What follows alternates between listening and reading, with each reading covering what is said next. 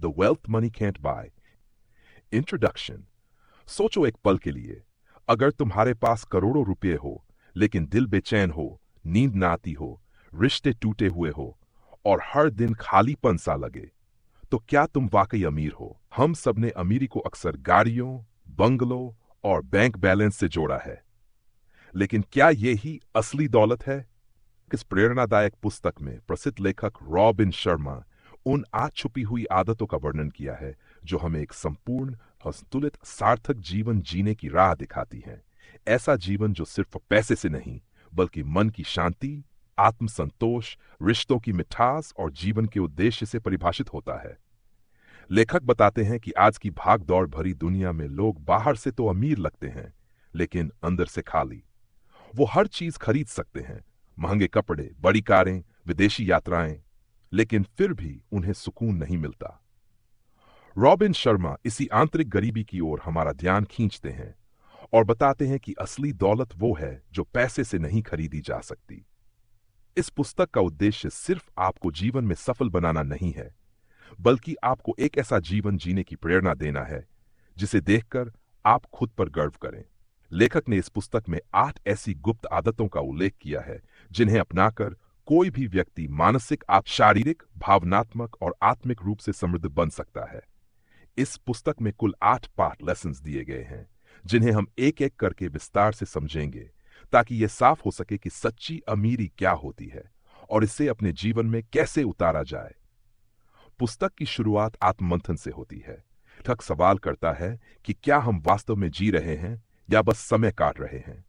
क्या हमारी सफलता की परिभाषा हमारे दिल की आवाज से मेल खाती है या समाज की बनाई हुई है? यही सवाल हमें सोचने पर मजबूर करते हैं। रॉबिन शर्मा हमें एक साधारण लेकिन गहराई से भरी यात्रा पर ले जाते हैं। ये यात्रा हमें बताती है कि ध्यान, आत्मानुशासन, सेवा, रिश्तों की देखभाल और निरंतर सीखते रहना, ये सब मिलकर एक समृद्ध जीवन की नींव रखते हैं। लेखक का कहना है कि जो व्यक्ति इन गुणों को अपने जीवन में उतार लेता है, वही सच्चे अर्थों में अमीर बनता है, चाहे उसके पास कितनी भी धन संपत्ति हो या न हो। यह पुस्तक केवल पढ़ने के लिए नहीं है, यह आत्मा को जगाने का माध्यम है। यह आपको रुकने, सोचने और अपने जीवन को फिर से दिशा देने की प्रेरणा देती है। अगर तुम जीवन में असली अमीरी की तलाश में हो, वो अमीरी जो भीतर से भरे, तो यह पुस्तक तुम्हारे लिए एक रोशनी का दीपक साबित हो सकती है। तो तैयार हो जाओ उस दौलत को पाने के लिए जिसे पैसे से नहीं खरीदा जा सकता। लेसन 1, इनर पीस की प्रैक्टिस करना। इस दुनिया में सबसे बड़ी कमी अगर किसी चीज की है तो वह है शांति। जिस दौर में हम जी रहे हैं, वहां हर कोई किसी न किसी दौड़ में शामिल है। कोई पैसा कमाने की दौड़ में है, कोई नाम और पहचान की दौड़ में, तो कोई दूसरों से आगे निकलने की होड़ में। लेकिन इस भाग दौड़ में एक चीज सबसे पहले छूट जाती है, वह है हमारे भीतर की शांति। रॉबिन शर्मा इस पुस्तक में कहते हैं कि सच्ची दौलत वही है जो हमारे भीतर से आती है, और उस दौलत की शुरुआत होती है आंतरिक शांति से। आंतरिक शांति कोई स्थायी वस्तु नहीं है जो एक बार पाली तो हमेशा बनी रहती है। ये एक अभ्यास है, एक जीवन पद्धति है जिसे हर दिन दोहराना पड़ता है। ये वैसा ही है जैसे कोई बीज रोज थोड़ा थोड़ा पानी पाकर धीरे धीरे पेड़ बनता है। अगर एक दिन पानी देना बंद कर दें तो वह सूख सकता है। उसी तरह मन की शांति भी रोज ध्यान, मौन और आप संवाद से सींची जाती है। लेखक ये समझाते हैं कि दुनिया में अनेक लोग हैं जिनके पास धन है, बंगला है, गाड़ी है, लेकिन फिर भी वे हर समय तनाव में रहते हैं, बेचैन रहते हैं। उनके चेहरे पर मुस्कान होती है, लेकिन मन में अशांति होती है। वे दूसरों के सामने खुश दिखते हैं, लेकिन अकेले होते ही घुटन महसूस करते हैं। इसका कारण यही है कि उन्होंने बाहरी चीजों को तो संजो लिया, पर अपने भीतर की दुनिया को उपेक्षित कर दिया। शांति का अभ्यास करने का अर्थ यह नहीं कि हम साधु बन जाएं या पहाड़ों पर चले जाएं। इसका मतलब है कि हम अपने दैनिक जीवन में ऐसे छोटे छोटे क्षण बनाएं जहां हम खुद से जुड़ सकें। लेखक कहते हैं कि दिन की शुरुआत बहुत महत्वपूर्ण होती है। सुबह के पहले 1 घंटे में जो आप करते हैं वही तय करता है कि पूरा दिन कैसा बीतेगा। अगर आप सुबह जल्दी उठकर कुछ समय मौन में बिताते हैं, गहरी सांसें लेते हैं और केवल खुद पर ध्यान केंद्रित करते हैं, तो आपका मन धीरे धीरे स्थिर होना शुरू करता है। एक और महत्वपूर्ण बात जो लेखक बताते हैं वह है मौन की शक्ति। आज हम हर समय बात कर रहे होते हैं, या तो दूसरों से या खुद से।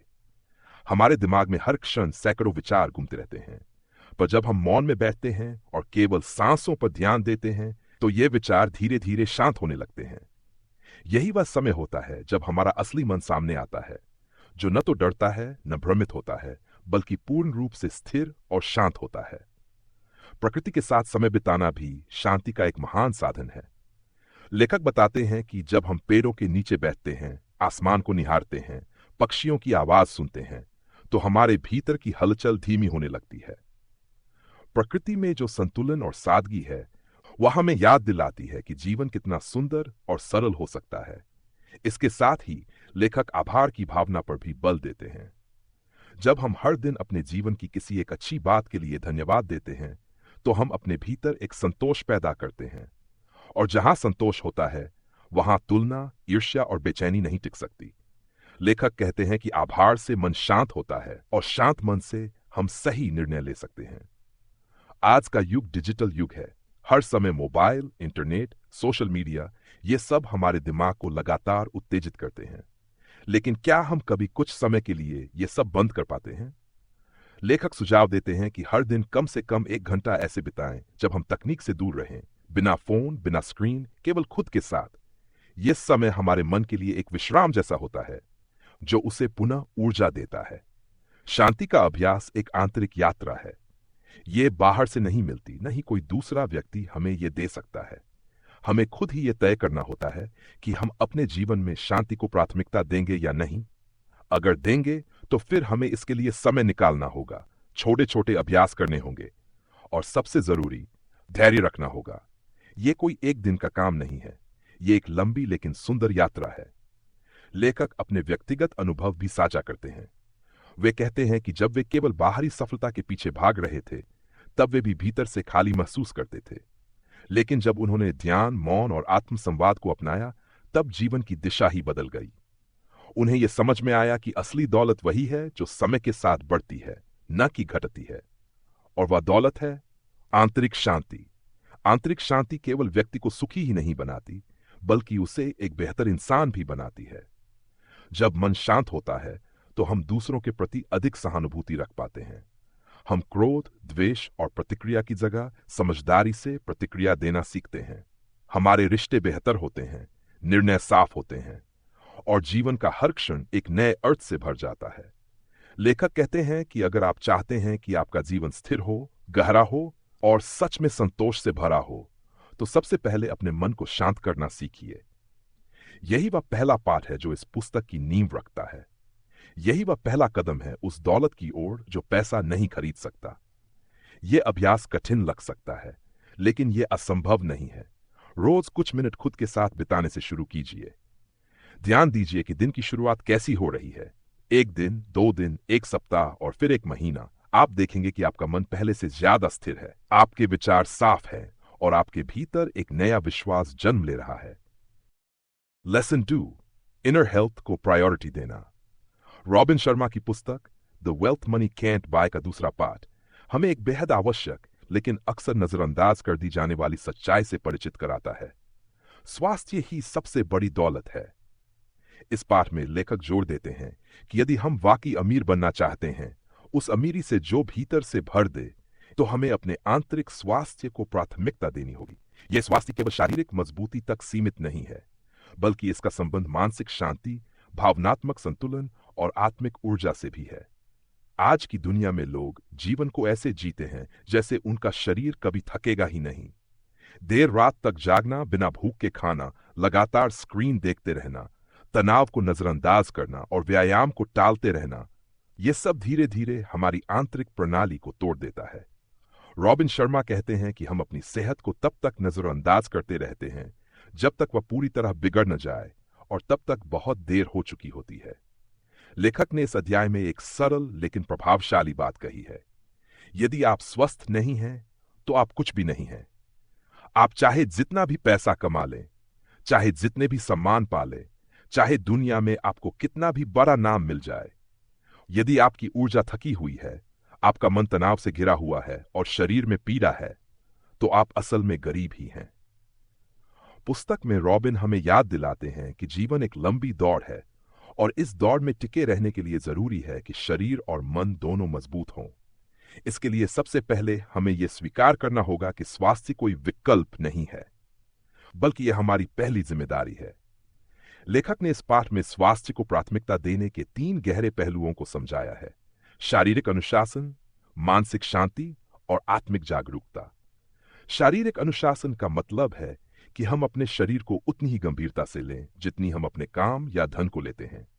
रोज सुबह उठकर थोड़ा व्यायाम करना, खान पान में संतुलन रखना, नींद को पूरी प्राथमिकता देना, ये कोई बड़े काम नहीं है, लेकिन इनके बिना जीवन का कोई बड़ा सपना साकार नहीं हो सकता।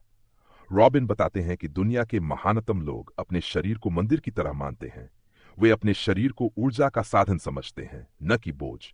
मानसिक शांति का मतलब है कि हम अपने विचारों और भावनाओं को समझें, उन्हें दिशा दें और उन्हें अपने ऊपर हावी न होने दें। तनाव आज हर किसी के जीवन में है, लेकिन क्या हम उसे सिर्फ सहते रहें या उसे समझकर हल करने की कोशिश करें?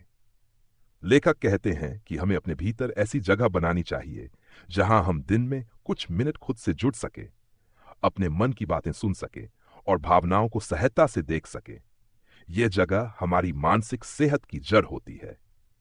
आत्मिक जागरूकता का मतलब है कि हम अपने अस्तित्व को केवल शरीर और दिमाग से ऊपर भी समझें। हर दिन कुछ पल मौन में बिताना, प्रकृति के साथ समय गुजारना, प्रार्थना या ध्यान में उतरना, यह सब हमें अपने भीतर के उस हिस्से से मिलाता है जो हमेशा शांत, स्थिर और सशक्त होता है।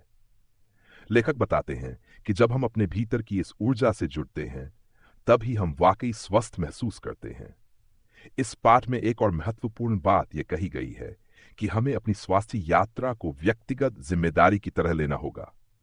कोई और हमारी जगह व्यायाम नहीं कर सकता, कोई और हमारे लिए अच्छा खाना नहीं खा सकता, और कोई भी हमारी मानसिक शांति के लिए हमारी जगह ध्यान नहीं कर सकता। ये सब हमें खुद ही करना होगा और रोज करना होगा। पुस्तक में एक जगह लेखक एक साधारण उदाहरण देते हैं। एक करोड़पति आदमी जो हर दिन बीमार रहता है, थका हुआ महसूस करता है और जिसकी नींद हर रात टूटती है, क्या वो वाकई अमीर है? नहीं।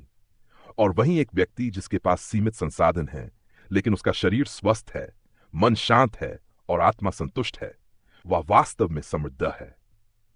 लेखक ये भी बताते हैं कि आज की दुनिया में स्वास्थ्य का मतलब केवल अस्पतालों से दूर रहना नहीं है, बल्कि अपने भीतर एक ऐसी ऊर्जा बनाए रखना है जो हमें रोज आगे बढ़ने की प्रेरणा दे, जो हमारे रिश्तों को सकारात्मक बनाए और जो हमें जीवन की हर परिस्थिति में स्थिर बनाए रखे। ये पाठ हमें चुनौती देता है।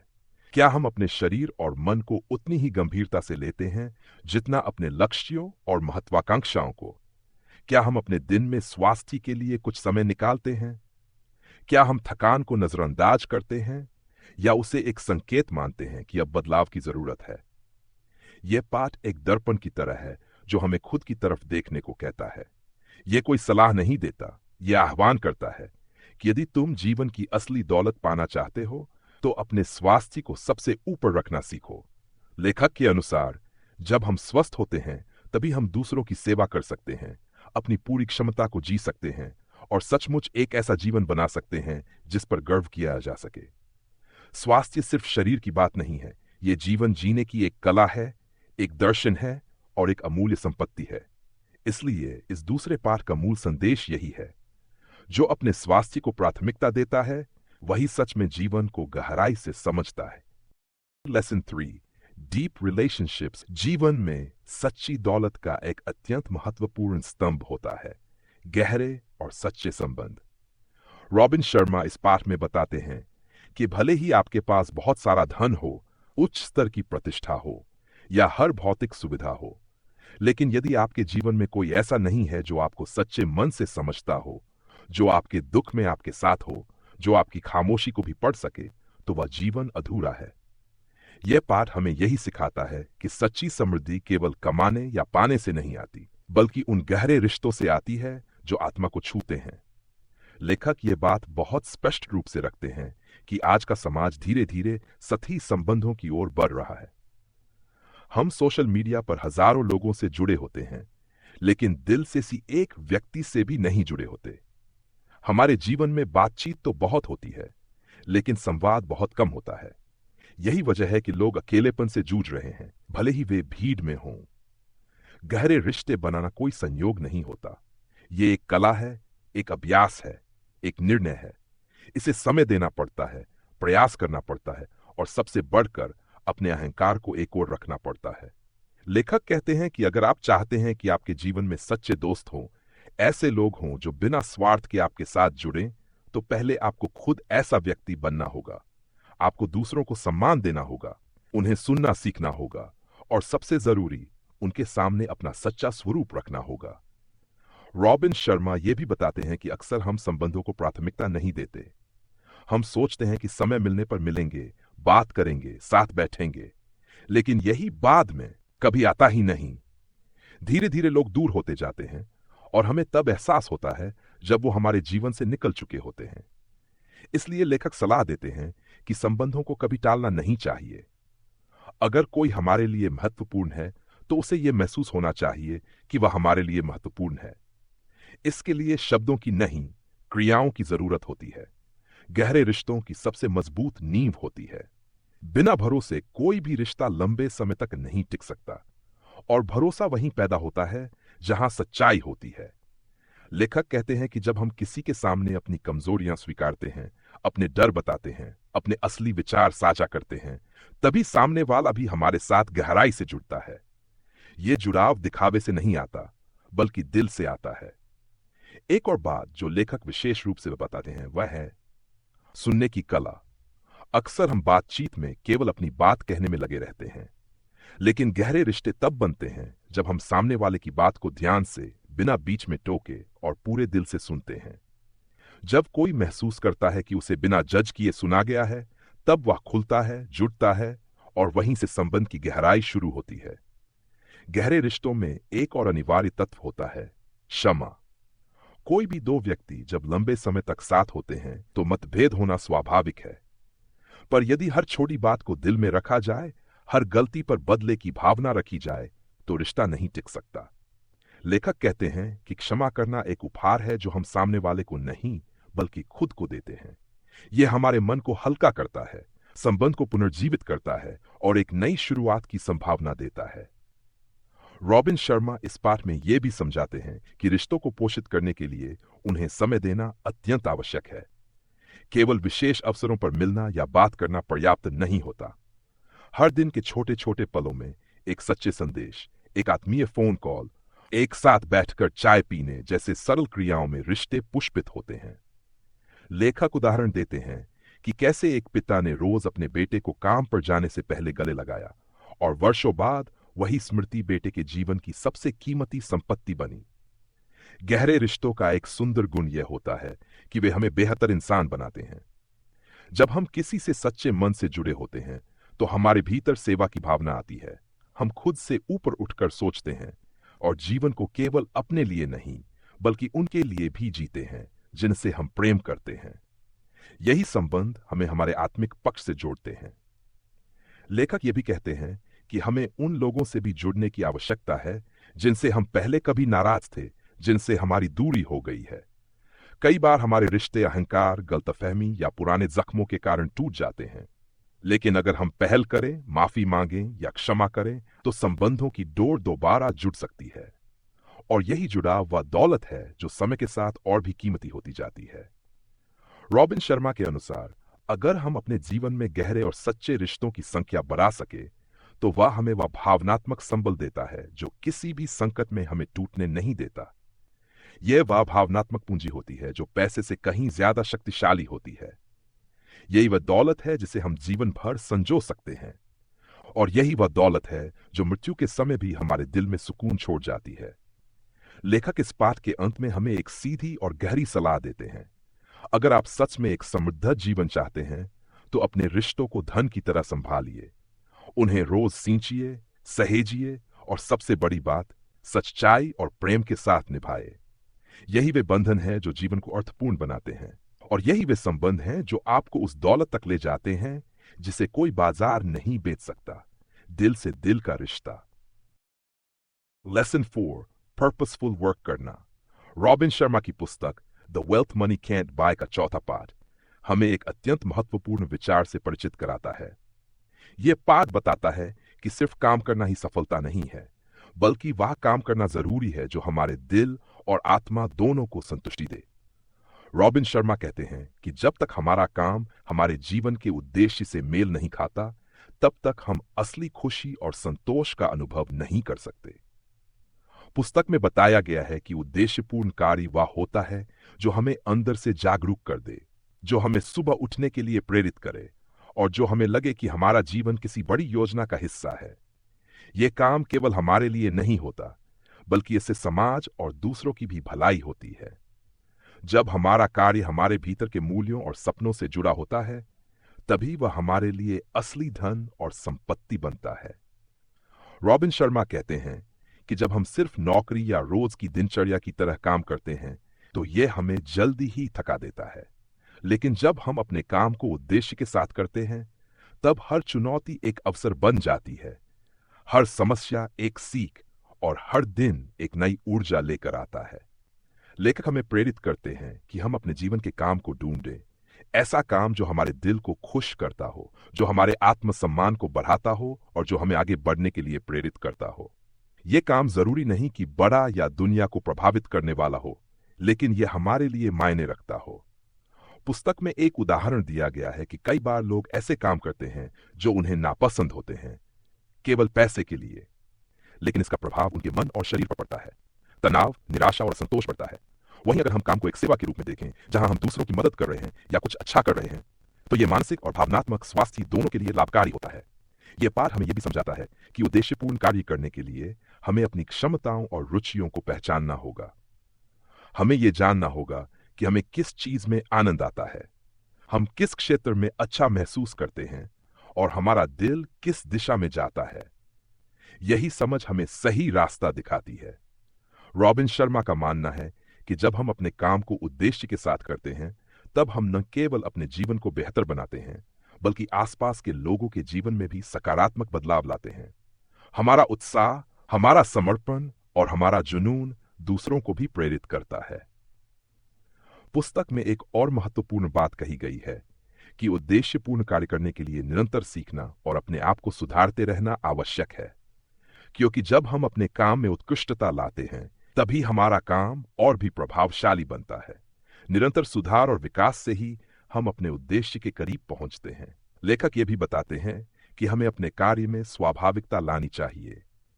जब हम अपने काम में खुद को पूरी तरह से व्यक्त करते हैं, तभी हमारा काम असली अर्थ और खुशी देता है। नकल या मजबूरी से किया गया काम कभी हमें संतोष नहीं देता। यह पाठ हमें सिखाता है कि काम सिर्फ जीवन यापन का साधन नहीं, बल्कि जीवन का एक महत्वपूर्ण उद्देश्य है। जब हम अपने काम को इस नजरिए से देखें, तो हर दिन काम करने की प्रेरणा मिलती है, हर दिन नई ऊर्जा का संचार होता है। अंत में यह पाठ हमें चुनौती देता है कि हम अपने जीवन के काम को फिर से देखें, उसे समझें और उसे एक उद्देश्य दें। हमें यह सोचने की जरूरत है कि हमारा काम हमें, हमारे परिवार को और समाज को कैसे लाभ पहुंचा रहा है। इस सोच के साथ काम करने से हम न केवल आत्मिक शांति पाते हैं, बल्कि अपनी जिंदगी को सार्थक भी बनाते हैं। रॉबिन शर्मा के इस पाठ का सार यही है कि जीवन में सच्ची दौलत केवल पैसे या पद से नहीं, बल्कि अपने काम को एक उद्देश्य के साथ निभाने से आती है। लेसन 5, लर्निंग की आदत। रॉबिन शर्मा इस पुस्तक में बार बार ये बात स्पष्ट करते हैं कि सच्ची दौलत केवल धन या भौतिक चीजों में नहीं होती, बल्कि वह उन आदतों में छिपी होती है जो हमें भीतर से मजबूत बनाती हैं, विकसित करती हैं और जीवन को सार्थक बनाती हैं। इन आदतों में एक बहुत ही मूल्यवान आदत है, सीखने की आदत। यह वह गुण है जो किसी साधारण व्यक्ति को असाधारण बना सकता है, जो एक सामान्य जीवन को महान जीवन में बदल सकता है। सीखने की आदत कोई ऐसी चीज नहीं जो स्कूल या कॉलेज के दिनों तक ही सीमित हो। यह जीवन भर चलने वाली प्रक्रिया है। लेखक इस अध्याय में कहते हैं कि जो व्यक्ति यह सोच लेता है कि वह सब कुछ जानता है, वही सबसे बड़ा अज्ञानी बन जाता है। जबकि जो हर दिन कुछ नया सीखना चाहता है, वह धीरे धीरे अपने जीवन के हर क्षेत्र में निखरता जाता है। सीखना केवल किताबों से नहीं होता, यह हर अनुभव से होता है। एक बातचीत से, एक गलती से, एक यात्रा से या किसी साधारण से क्षण से। रॉबिन शर्मा इस बात पर जोर देते हैं कि आज के युग में सबसे बड़ी पूंजी ज्ञान है। समय बदल रहा है, तकनीक बदल रही है, समाज की जरूरतें बदल रही हैं। ऐसे में अगर हम वही पुराने विचार, वही सीमित सोच लेकर बैठे रहेंगे तो हम पीछे छूट जाएंगे। लेकिन अगर हमने सीखते रहने की आदत बना ली तो हम हर चुनौती के लिए तैयार रहेंगे और हर अवसर का सही उपयोग कर पाएंगे। लेखक बताते हैं कि सीखना केवल पढ़ाई तक सीमित नहीं होता, यह आत्मावलोकन का अभ्यास भी है। हर दिन यह सोचना कि आज मैंने क्या सीखा, कहां गलती की, क्या बेहतर कर सकता था, यही सच्चा सीखना है। जब हम अपने ही अनुभवों से शिक्षा लेने लगते हैं तो बाहरी दुनिया की जरूरत कम हो जाती है और हम भीतर से एक जानी बनने लगते हैं। एक महत्वपूर्ण बात जो लेखक कहते हैं वह यह है कि सीखने के लिए विनम्रता बहुत आवश्यक है। जब तक हमारे भीतर यह अहंकार रहेगा कि हमें सब आता है, तब तक कोई भी ज्ञान हमारे भीतर नहीं ठहर सकता। एक खाली पात्र ही भरा जा सकता है और वही व्यक्ति ज्ञान को ग्रहण कर सकता है जो खुद को हर समय एक विद्यार्थी मानता है। रॉबिन शर्मा उदाहरण देते हैं कि कैसे महान नेता, कलाकार, वैज्ञानिक और दार्शनिक वे सभी जीवन भर सीखते रहे। उन्होंने कभी यह नहीं माना कि वे पूर्ण हो गए हैं। उनका जीवन एक सतत यात्रा थी, सीखने की, समझने की, बदलने की। यही गुण उन्हें भीड़ से अलग करता है और यही आदत उन्हें वह दौलत देती है जो स्थायी होती है। सीखने की आदत विकसित करने के लिए लेखक कुछ सरल लेकिन प्रभावशाली सुझाव भी देते हैं। सबसे पहले, हर दिन कुछ समय किताब पढ़ने के लिए निकालें। किताबें केवल जानकारी नहीं देती, वे सोचने की दिशा बदलती हैं, दृष्टिकोण विस्तृत करती हैं और जीवन में नए रंग भरती हैं। लेखक कहते हैं कि भले ही दिन में केवल 10 पन्ने पढ़े, लेकिन रोज पढ़ें। यह छोटी सी आदत बहुत बड़ी शक्ति बन जाती है। दूसरा, लेखक कहते हैं कि हमें ऐसे लोगों के साथ समय बिताना चाहिए जिनसे हम कुछ नया सीख सकते हैं। जब हम उन लोगों के बीच होते हैं जो हमसे अधिक अनुभवी हैं, अधिक विचारशील हैं, तब हमारा दिमाग भी वैसे ही विचारों में डलने लगता है। यह संगति हमें प्रेरित करती है और सीखने की गति को तेज करती है। तीसरा, लेखक यह भी कहते हैं कि हमें हर अनुभव से सीखना चाहिए, चाहे वह सुखद हो या कष्टदायक। जब हम किसी मुश्किल दौर से गुजरते हैं, तब वह समय हमारे लिए सबसे बड़ा शिक्षक बन सकता है, बशर्ते हम उससे भागें नहीं, बल्कि उसका सामना करें और सोचें कि यह अनुभव मुझे क्या सिखा रहा है। एक और महत्वपूर्ण पक्ष जो लेखक बताते हैं वह यह है कि सीखना केवल जानकारी इकट्ठा करना नहीं होता, बल्कि उसे अपने जीवन में उतारना भी होता है। अगर हम बहुत कुछ पढ़ें लेकिन उसे व्यवहार में न लाएं, तो वह सीखना अधूरा है। लेखक कहते हैं कि ज्ञान केवल तभी मूल्यवान है जब वह कर्म में परिवर्तित हो। रॉबिन शर्मा यह भी समझाते हैं कि सीखने की आदत हमें आत्मविश्वास देती है। जब हम रोज कुछ नया सीखते हैं तो हमारे भीतर यह भावना पैदा होती है कि हम किसी भी परिस्थिति का सामना कर सकते हैं। हम डरते नहीं हैं, बल्कि समाधान खोजते हैं। यही दृष्टिकोण हमें दूसरों से अलग करता है और सच्ची सफलता की ओर ले जाता है। लेखक बताते हैं कि आज के समय में सबसे सफल वही हैं जो सीखने के लिए हमेशा तैयार रहते हैं। चाहे कोई युवा हो या वृद्ध, विद्यार्थी हो या व्यवसायी, अगर उसके भीतर सीखने की प्यास है तो वह हमेशा आगे बढ़ेगा। यह प्यास ही वह दौलत है जो किसी बाजार में नहीं मिलती, पर जो हर सच्चे साधक के पास होती है। सीखने की आदत एक मानसिक अनुशासन भी है। इसमें निरंतरता चाहिए, धैर्य चाहिए और सबसे बढ़कर आत्म प्रेरणा चाहिए। कोई आपको मजबूर नहीं कर सकता कि आप सीखें, यह निर्णय आपका होता है। और जब यह निर्णय भीतर से आता है, तब वह सीख आपके व्यक्तित्व का हिस्सा बन जाती है। लेखक इस अध्याय के अंत में यह प्रेरणा देते हैं कि अगर आप चाहते हैं कि आपका जीवन हर दिन थोड़ा बेहतर हो, थोड़ा गहरा हो, थोड़ा अर्थपूर्ण हो, तो सीखने को अपना साथी बना लीजिए। हर सुबह उठते ही सोचिए कि आज मैं क्या नया सीख सकता हूं, और रात को सोने से पहले खुद से पूछिए, आज मैंने क्या सीखा। यही अभ्यास, यही अनुशासन, यही आदत आपके जीवन को उस ऊंचाई तक ले जाएगी जहां केवल भौतिक दौलत नहीं, बल्कि मानसिक और आत्मिक समृद्धि भी होगी। सीखना केवल ज्ञान का संग्रह नहीं है, यह एक दृष्टिकोण है, एक जीवन शैली है। यही जीवन शैली आपको उस दौलत तक पहुंचाएगी जिसे पैसे से नहीं खरीदा जा सकता। यही पाठ हमें यह सिखाता है कि एक सच्चा समृद्ध जीवन वही होता है जिसमें हर दिन हम थोड़े और जागरूक, थोड़े और समझदार और थोड़े और विनम्र हो जाते हैं। लेसन 6, सेल्फ डिसिप्लिन और रूटीन्स बनाना। रॉबिन शर्मा के अनुसार आत्म अनुशासन और नियमित दिनचर्या उस अमूल्य संपत्ति का हिस्सा है जो पैसे से नहीं खरीदी जा सकती। ये पुस्तक हमें याद दिलाती है कि अगर हम अपने जीवन को उच्चतम स्तर पर जीना चाहते हैं तो हमें हर दिन को एक पवित्र अवसर की तरह देखना होगा। आत्म अनुशासन वह आधार है जिस पर एक सफल और संतुलित जीवन की इमारत खड़ी होती है। इस पुस्तक में बताया गया है कि जब तक कोई व्यक्ति अपने भीतर अनुशासन की शक्ति नहीं जगाता, तब तक वह बड़ी से बड़ी प्रतिभा होते हुए भी अपना सर्वश्रेष्ठ नहीं दे सकता। आत्म अनुशासन का अर्थ है अपने वचनों के प्रति प्रतिबद्ध रहना। जब आप सुबह जल्दी उठने, ध्यान करने, शरीर की देखभाल करने या कठिन कार्यों को समय पर करने का निश्चय करते हैं और फिर उसे निभाते हैं, तो यह स्वयं के प्रति एक आदर और विश्वास का निर्माण करता है।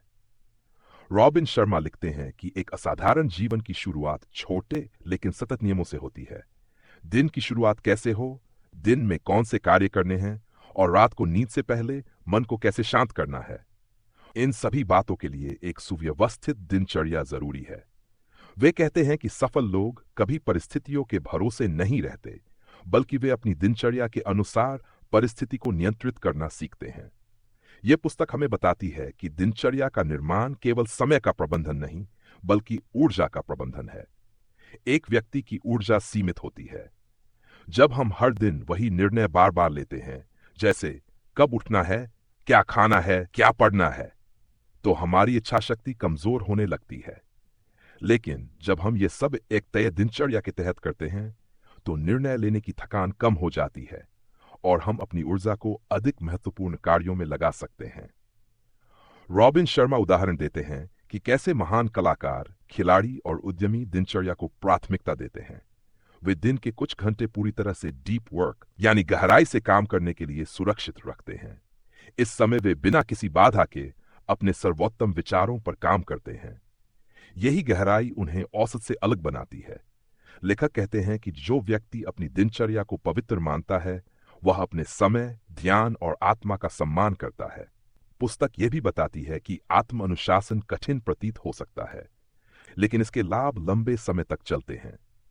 जब हम खुद को रोजाना एक ही समय पर सोने और जागने, सही भोजन करने, व्यायाम करने और नई चीजें सीखने के लिए प्रेरित करते हैं, तो हमारी आदतें धीरे धीरे हमारे चरित्र में बदल जाती हैं। और चरित्र ही वह नींव है जिस पर एक असाधारण जीवन का निर्माण होता है। यह पाठ इस बात पर बल देता है कि दिनचर्या केवल कार्यों की एक सूची नहीं है, बल्कि वह दृष्टिकोण है जो हर सुबह आपको जागरूकता और उद्देश्य से भर देता है। जब आप जानबूझकर अपने दिन की शुरुआत करते हैं, तो आप अपने जीवन को आकस्मिकताओं से बचाकर नेतृत्व की ओर ले जाते हैं। दिनचर्या आपके भीतर आत्मविश्वास भरती है, क्योंकि यह आपको रोजाना दिखाती है कि आप अपने जीवन के नियंत्रण में हैं। लेखक इस अध्याय में यह भी बताते हैं कि दिनचर्या बनाने के लिए पहले खुद को जानना आवश्यक है। आप कौन हैं, आपकी प्राथमिकताएं क्या हैं और आपकी सीमाएं क्या हैं, इन सबको समझकर बनाई गई दिनचर्या ही टिकाऊ होती है। जब आप अपने मूल्यों के अनुसार समय बिताते हैं, तो आपको अंदर से शांति और संतोष मिलता है। एक और महत्वपूर्ण बात जो इस अध्याय में बताई गई है, वह है बोरियत को अपनाना। रॉबिन शर्मा मानते हैं कि जब हम किसी दिनचर्या को लगातार अपनाते हैं, तो वह कभी कभी उबाऊ लग सकती है, लेकिन वहीं से आत्म विकास शुरू होता है। जब हम बोरियत के बावजूद अनुशासन में बने रहते हैं, तभी हमारी सहनशीलता और मानसिक शक्ति विकसित होती है। लेखक कहते हैं कि खुद को संभालना, अपने मन को शांत करना और अपनी प्राथमिकताओं को निभाना, ये सब केवल अनुशासन से ही संभव है। वे ये भी बताते हैं कि सबसे बड़ा धोखा तब होता है जब हम खुद से किया गया वादा तोड़ते हैं। इसलिए आत्म अनुशासन का पहला नियम है, खुद से झूठ मत बोलो। रॉबिन शर्मा इस अध्याय में यह भी स्पष्ट करते हैं कि दिनचर्या को एकदम कठोर और सख्त बनाना जरूरी नहीं है। यह लचीली हो सकती है, लेकिन इसका एक ढांचा जरूर होना चाहिए। दिनचर्या हमें इस अराजक संसार में एक संतुलन देती है। यह हमें अपने लक्ष्य के रास्ते पर टिके रहने में मदद करती है, चाहे बाहरी दुनिया कितनी भी बदल जाए। इस अध्याय का मूल संदेश है कि आत्मानुशासन और दिनचर्या केवल बाहरी सफलता का रास्ता नहीं बनाते, बल्कि वे हमारे अंदर एक ऐसा विश्वास जगाते हैं जो जीवन भर साथ चलता है। जब हम अनुशासन से चलते हैं, तो हम अपने समय, ऊर्जा और जीवन के साथ न्याय करते हैं। यही वह दौलत है जिसे कोई हमसे छीन नहीं सकता। अंत में लेखक ये कहते हैं कि एक अनुशासित जीवन ही एक सच्चा समृद्ध जीवन है। आप जितना ज्यादा खुद के प्रति जिम्मेदार होंगे, उतना ही आप दूसरों की सेवा कर पाएंगे, और तभी आप उस आंतरिक समृद्धि को पा सकेंगे जिसे ये पुस्तक the wealth money can't buy कहती है। लेसन 7, नेचर और सॉलिट्यूड से जुड़ाव। लेसन 7 में रॉबिन शर्मा हमें एक ऐसे विषय से परिचित कराते हैं जिसे हम आधुनिक जीवन की भागदौड़ में लगभग भूल चुके हैं, प्रकृति और एकांत से हमारा रिश्ता। The wealth money can't buy की इस 7वीं आदत में लेखक इस बात को बेहद गहराई से उजागर करते हैं कि असली समृद्धि केवल उपलब्धियों और बाहरी शोहरत में नहीं, बल्कि उस आंतरिक शांति में छिपी होती है जो हमें प्रकृति और एकांत के माध्यम से मिलती है। यह अध्याय हमें याद दिलाता है कि अगर हम अपने भीतर की आवाज को सुनना चाहते हैं तो हमें दुनिया की आवाज से कुछ समय के लिए दूर जाना पड़ेगा। शर्मा बताते हैं कि आज की तेज और शोरगुल भरी दुनिया में इंसान खुद से कटता जा रहा है। उसका ध्यान लगातार स्क्रीन, शोर, सूचनाओं और लोगों में उलझा रहता है। ऐसे में वह कभी अपने मन की गहराई में उतर ही नहीं पाता। वह बाहर की दुनिया को जीतने की कोशिश में अपने अंदर की दुनिया को खो देता है। लेखक के अनुसार एकांत और प्रकृति के बीच समय बिताना हमारी आत्मा के लिए वैसा ही है जैसा शरीर के लिए हवा और पानी। यह हमें रिचार्ज करता है, हमारी सोच को स्पष्ट करता है और हमारे भीतर की भावनात्मक, मानसिक और आध्यात्मिक थकान को मिटाता है।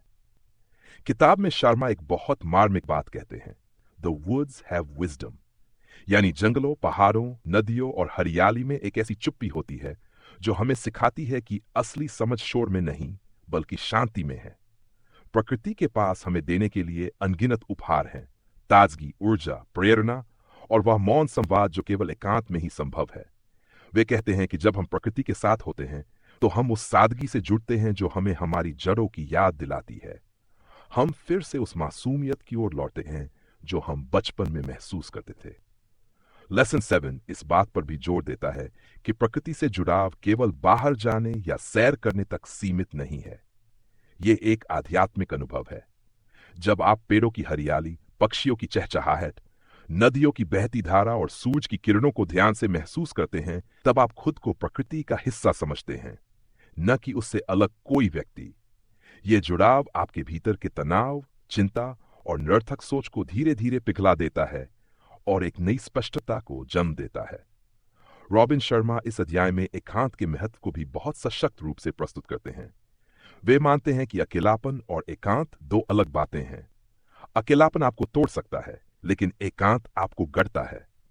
जब आप अपनी मर्जी से दुनिया की चहल पहल से कुछ समय के लिए अलग होकर सिर्फ अपने साथ होते हैं, तब आप अपनी असलियत से रूबरू होते हैं। उस समय न कोई मुखौटा होता है, न कोई दिखावा, बस आप होते हैं और आपकी सच्चाई। ऐसे क्षणों में आपको अपने जीवन की दिशा, अपने संबंधों की गुणवत्ता और अपने लक्ष्यों की सच्चाई का बोध होता है। शर्मा कहते हैं कि महान विचार, गहरी योजनाएं और असली आत्मज्ञान अक्सर भीड़ में नहीं बल्कि एकांत में जन्म लेते हैं। कई बार इंसान को अपने जीवन के सबसे बड़े उत्तर तभी मिलते हैं जब वह सवाल पूछना बंद करके बस मौन हो जाता है। लेखक बताते हैं कि उनकी खुद की कई प्रेरणादायक किताबें और विचार जंगलों में अकेले बिताए गए समय में आए।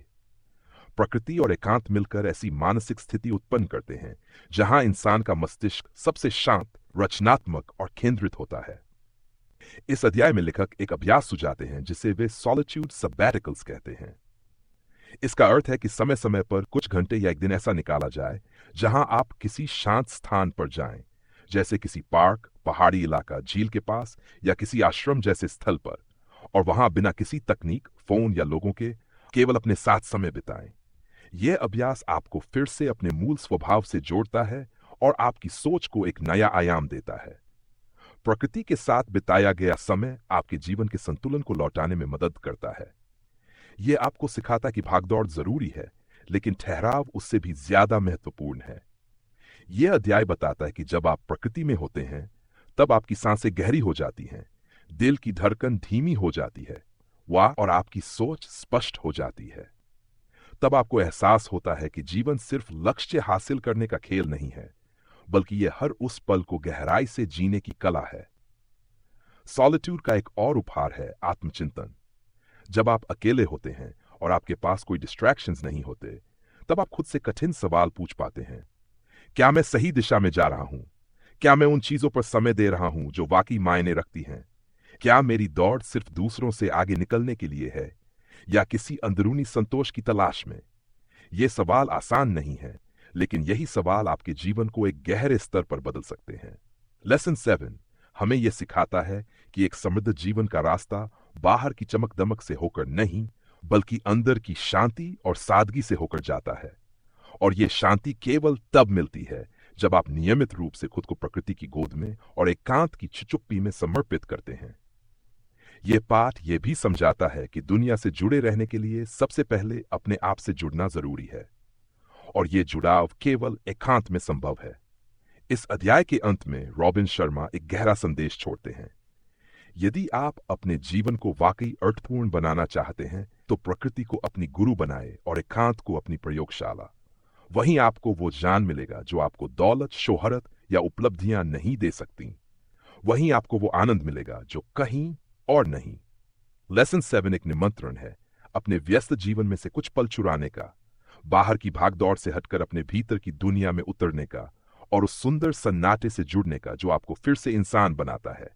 यही जुड़ाव, यही मौन, ध्यान और यही आत्मिक संवाद व संपत्ति है जो सबसे अमीर इंसान को भी अमूल्य लगती है।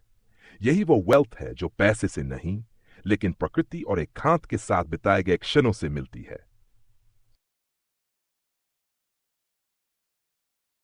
बिल्कुल नीचे आपके कहे हूबहू दोहराया गया है। लेसन 8 लेगेसी सोचना। जीवन का वह दृष्टिकोण है जो हमें केवल अपने वर्तमान तक सीमित रहने से बाहर निकालकर भविष्य के लिए भी सोचने की प्रेरणा देता है। जीवन की सच्ची उपलब्धि तब होती है जब हम अपने कर्मों और विचारों से ऐसी छाप छोड़ें जो समय की परतों को पार कर आने वाली पीढ़ियों तक पहुंच सके। यह सोच हमें याद दिलाती है कि हम अकेले नहीं, बल्कि एक बड़ी कहानी का हिस्सा हैं, जिसमें हमारी भूमिका केवल आज के लिए नहीं, बल्कि आने वाले कल के लिए भी महत्वपूर्ण है। लेगेसी की भावना हमें हर निर्णय और हर कार्य को इस नजर से देखने के लिए प्रोत्साहित करती है कि उसका प्रभाव सिर्फ हमारे जीवन तक सीमित नहीं रहेगा। जो कुछ हम करते हैं उसका असर दूर दूर तक फैलता है और भविष्य की राहें बनाता है। इसलिए लेगेसी सोचने वाले व्यक्ति की सोच व्यापक और दूरदर्शी होती है, जो केवल अपनी सफलता तक सीमित नहीं रहती, बल्कि समग्र मानवता के कल्याण के लिए कार्य करती है। इस सोच के साथ जीवन बिताने वाला व्यक्ति अपने चरित्र और मूल्यों को सबसे ऊपर रखता है। यही मूल्य और चरित्र होते हैं जो हमारी असली पहचान बनते हैं और जिनसे हमारी विरासत का निर्माण होता है। धन दौलत या अन्य भौतिक वस्तुएं चाहे क्षणिक सफलता दें, लेकिन स्थायी सम्मान और पहचान चरित्र के आधार पर ही बनती है। इसलिए चरित्र की रक्षा और विकास लेगेसी की नींव माना जाता है। लेगेसी का मतलब केवल बड़े कार्यों या उपलब्धियों तक सीमित नहीं है। छोटे छोटे नेक काम, दूसरों की सहायता, सही निर्णय लेना और समाज के प्रति अपनी जिम्मेदारी निभाना भी विरासत के महत्वपूर्ण अंग हैं। सकारात्मक प्रभाव डालने वाले ये छोटे प्रयास मिलकर हमारी असली लेगेसी बनाते हैं। इस नजरिए से हर व्यक्ति अपने दैनिक जीवन में छोटे छोटे नेक कार्य करके भी अमूल्य विरासत छोड़ सकता है। सतत विकास की इस सोच के साथ लेगेसी की समझ हमें हमारे कर्मों की गहराई और दूरगामी परिणामों को समझने में मदद करती है। ऐसे लोग जो लेगेसी सोचते हैं वे केवल वर्तमान की सीमाओं में नहीं फंस सकते, बल्कि अपने कार्यों को समय की कसौटी पर कसते हैं ताकि वे आने वाले समय में भी अर्थपूर्ण बने रहें। उनका उद्देश्य केवल अपने लिए नहीं बल्कि आने वाली पीढ़ियों के लिए भी प्रेरणा स्रोत बनना होता है। लेगेसी सोचने से व्यक्ति की सोच और दृष्टिकोण का दायरा बढ़ता है। वह जीवन को केवल व्यक्तिगत लाभ के रूप में नहीं देखता, बल्कि उसे एक सेवा और योगदान के अवसर के रूप में अपनाता है। इसका मतलब है कि वह अपने संसाधनों, समय और ऊर्जा का उपयोग व्यापक हित के लिए करता है। यह सोच हमें दयालुता, सहानुभूति और उदारता की ओर ले जाती है, जो सामाजिक जुड़ाव को मजबूत करती है। आध्यात्मिक दृष्टिकोण से देखा जाए तो लेगेसी हमें अपने जीवन के गहरे उद्देश्य से जोड़ता है। यह अनुभव दिलाता है कि हमारा अस्तित्व केवल इस सांसारिक जीवन तक सीमित नहीं है, बल्कि हमारा प्रभाव और हमारे कर्म अनंत हैं। लेगेसी की भावना से मन की सीमाएं दूर होती हैं और हम एक बड़ी ऊर्जा के साथ जुड़ते हैं जो जीवन को सार्थक बनाती है। यह सोच हमारे जीवन के सभी पहलुओं को प्रभावित करती है। रिश्ते, कार्य, आदतें और सोच को एक महान उद्देश्य के लिए केंद्रित करती है। लेगेसी को अपनाने वाले व्यक्ति समय, धन या शक्ति को केवल साधन मानते हैं, न कि अंतिम लक्ष्य। उनका ध्यान इस बात पर रहता है कि वे अपने पीछे ऐसा प्रभाव छोड़ें जो लोगों के जीवन को बेहतर और अधिक प्रेरणादायक बनाए। लेगेसी की धारणा सेवा की भावना से गहरी जुड़ी है। इसे अपनाने वाले जीवन को केवल अपने लिए नहीं, बल्कि समाज और आने वाली पीढ़ियों के लिए समर्पित कर देते हैं। ऐसा जीवन न केवल पूर्ण होता है, बल्कि दूसरों के लिए भी मिसाल बनता है। इससे जीवन में वास्तविक अर्थ और समृद्धि आती है, जो केवल भौतिक संपदा से नहीं मिलती। लेगेसी की उपेक्षा करने पर जीवन केवल एक क्षणिक चमक बनकर रह जाता है, जबकि इसके महत्व को समझकर जिया गया जीवन स्थायी पहचान और गहरी संतुष्टि प्रदान करता है। यह सोच हमें हमारी प्राथमिकताओं को नए सिरे से समझने और जीवन को एक व्यापक उद्देश्य देने में मदद करती है। हम सोचते हैं कि हम इस दुनिया में क्या छोड़कर जाएंगे और उसी के अनुसार अपने कर्मों को आकार देते हैं। व्यक्तिगत विकास, सामाजिक जिम्मेदारी और आध्यात्मिक जागरूकता को लेगेसी की सोच में एक साथ लाना जीवन को सख्त और प्रभावशाली बनाता है। जब मन, शरीर और आत्मा का संतुलन स्थापित होता है, तो हम एक ऐसी विरासत छोड़ते हैं जो समय की सीमाओं से परे स्थायी होती है। यह विरासत केवल नाम या संपत्ति नहीं, बल्कि दूसरों की जिंदगी पर सकारात्मक प्रभाव होता है। अंततः लेगेसी सोचने का अर्थ है जीवन को एक उच्च उद्देश्य के साथ जीना।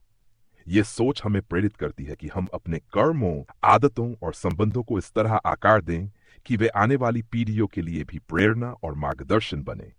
यह जीवन को नई दिशा और गहराई प्रदान करता है और हमारी असली पहचान को उजागर करता है।